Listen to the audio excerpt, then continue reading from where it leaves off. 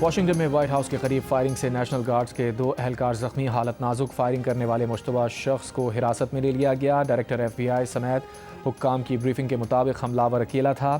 امریکی صدر ٹرمپ نے بیان میں کہا مشتبہ شخص بھی شدید زخمی ہے، تینوں زخمی اسپتال منتقل کر دیے گئے ہیں۔ نیشنل گارڈز کے اہلکاروں پر فائرنگ کرنے والے کو بھاری قیمت چکانی ہوگی۔ فائرنگ کے بعد وائٹ ہاؤس کو لاک ڈاؤن کر دیا گیا۔ صدر ٹرمپ فلوریڈا میں تھے۔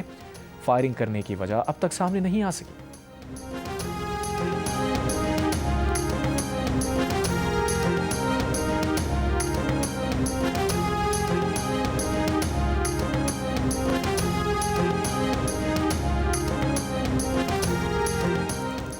امریکی وزیر جنگ پیٹ ہیگسٹ نے کہا ہے کہ 2 نیشنل گارڈز پر فائرنگ کے بعد صدر ٹرمپ نے واشنگٹن ڈی سی میں 500 اضافی اہلکار تعینات کرنے کا کہا ہے۔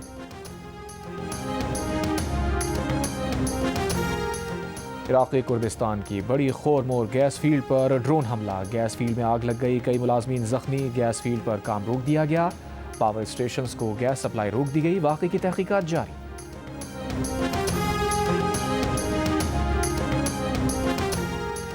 پشاور کی تحصیل حسن خیل میں گیس پائپ لائن میں دھماکہ، سی سی پی او کا کہنا ہے کہ دھماکے سے 24 انچ کی گیس پائپ لائن میں آگ لگ گئی۔ ترجمان سوئی ندرن کا کہنا ہے کہ پائپ لائن کے متاثرہ حصے کو عوامی تحفظ کے لیے الگ کر دیا گیا۔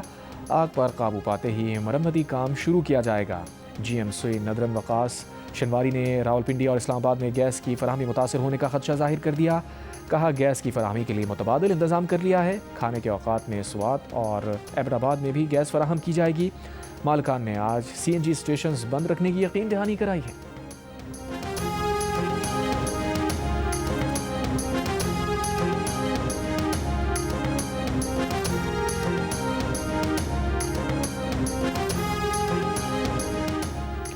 وزیر اعظم شہباز شریف کی منامہ میں بحرین کے بادشاہ حمد بن عیسیٰ الخلیفہ سے ملاقات، سیاسی، اقتصادی، دفاعی اور ثقافتی شعبوں میں تعاون کو مزید بڑھانے پر اتفاق۔ وزیر اعظم نے کہا پاکستان اور جی سی سی کے درمیان آزاد تجارتی معاہدے اور 2 طرفہ تجارت کو مزید فروغ دینے کے لیے تیار ہیں۔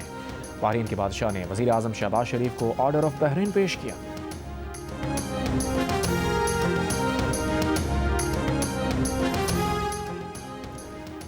اڈیالہ جیل حکام نے کہا ہے کہ بانی پی ٹی آئی کو اڈیالہ جیل سے منتقل کرنے کی خبر میں کوئی صداقت نہیں۔ بانی پی ٹی آئی جیل میں ہیں اور صحت مند ہیں۔ سوشل میڈیا پر بانی پی ٹی آئی کو اڈیالہ جیل سے منتقل کرنے کی افواہیں بے بنیاد ہیں۔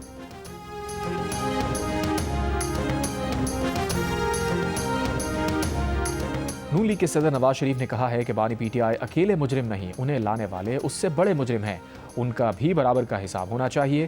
وزیر اعلیٰ پنجاب مریم نواز نے کہا عوام حقیقی تبدیلی محسوس کر رہے ہیں، میاں والی میں بھی تبدیلی آ گئی ہے، لوگوں کو اصل اور نقل کا فرق پتہ چل گیا۔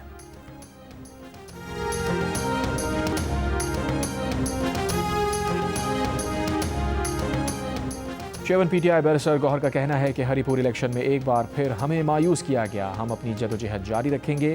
وزیر اعلیٰ خیبر پختونخوا سہیل آفریدی نے کہا ہم پرامن رہیں گے لیکن اپنا حق کسی کو کھانے نہیں دیں گے۔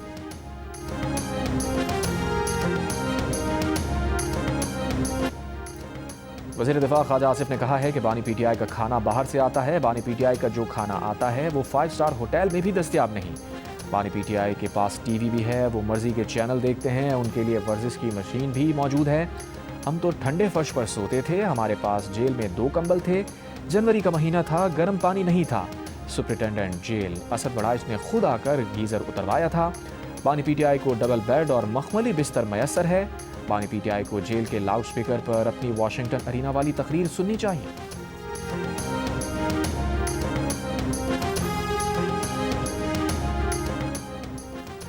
جسٹس ریٹائرڈ یار محمد نے گلگت بلتستان کے نگراں وزیر اعلیٰ کا حلف اٹھا لیا۔ گورنر گلگت بلتستان سید مہدی شاہ نے نگراں وزیر اعلیٰ سے ان کے عہدے کا حلف لیا۔ 25 نومبر کو جی بی حکومت اور اسمبلی 5 سال کی آئینی مدت ختم ہونے کے بعد تحلیل ہو گئی تھی۔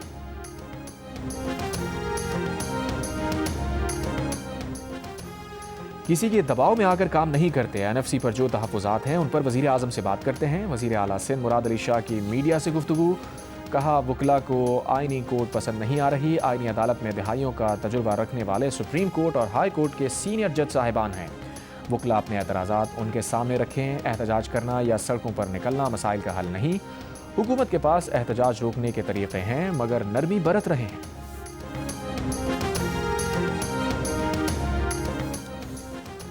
آئینی ترمیم کے خلاف درخواست شریعت کورٹ کے دائرہ سماعت میں نہیں۔ وفاقی شرعی عدالت آفس نے 27ویں آئینی ترمیم کے خلاف درخواست پر اعتراضات اٹھا دیے۔ عملے نے رجسٹرار سے درخواست سماعت کے لیے وصول کرنے یا نہ کرنے سے متعلق ہدایت مانگ لی۔ درخواست گزار نے کہا ہے کہ صدر اور فیلڈ مارشل کو دیا گیا تا حیات استثناء غیر اسلامی ہے۔ 27ویں ترمیم کی غیر اسلامی شقیں کالعدم قرار دی جائیں۔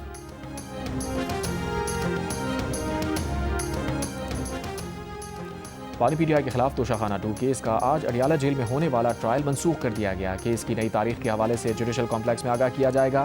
پانی پی ٹی آئی کے خلاف توشہ خانہ 2 کیس میں پروسیکیوشن کی جانب سے وکیل صفائی کے دلائل کے بعد جواب الجواب ہونا تھا۔ توشہ خانہ 2 کیس کی گزشتہ سماعت 29 اکتوبر کو بھی منسوخ کر دی گئی تھی۔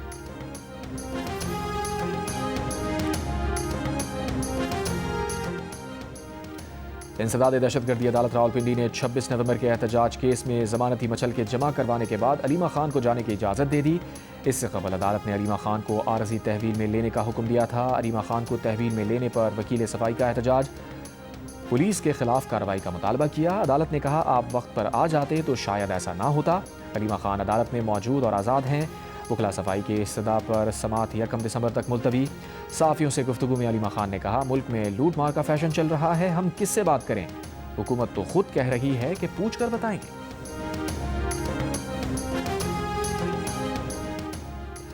ایف بی آر نے بھاری فیس لینے والے ڈاکٹرز کو نشانے پر رکھ لیا۔ ٹیکس نیٹ میں لانے کے لیے پر تول لیے۔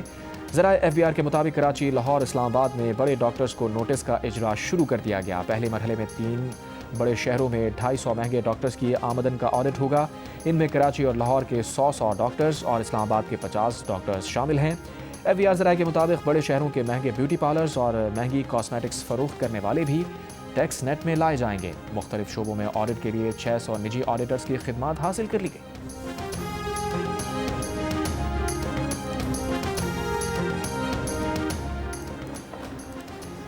برطانوی چانسلر ریچل ریوز نے نئے مالیاتی سال کا بجٹ پیش کر دیا۔ آمدنی کی کم از کم حد کو مزید 3 برس 2031 تک منجمد کر دیا گیا۔ توانائی بلز میں کمی کے لیے گرین لیویز میں کٹوتی کی جائے گی۔